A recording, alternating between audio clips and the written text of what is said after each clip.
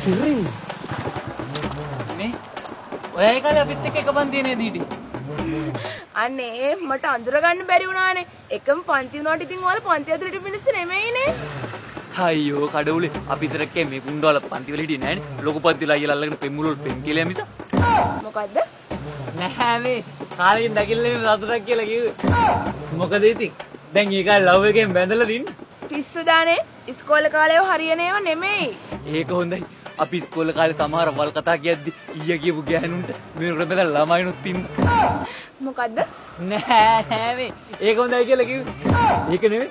සෑහෙන අමාරුවෙන් දුරින් අඳුරගත්තේ. ඒක අල්ලට සෑහෙන වෙනස් වෙලානේ.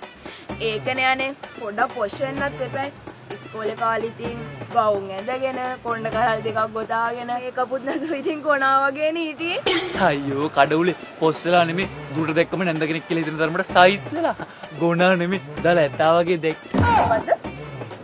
නෑ අනේ ඉස්සරට වඩා සයිස් වෙලා වයසක පාට වෙලා කියලා කිව්වේ. ඇයි අනේ එහෙම කියන්නේ? පපුවේ තියෙන්න ඕනේ ඒවා. තියෙන්නේ බඩේ. ඒ අපි ඉන්නේ සුර ලෝකෙ මෙහෙ ආවේ මැරිලා. ඉන්න යන බලති බං ආපු පාර හැරිලා.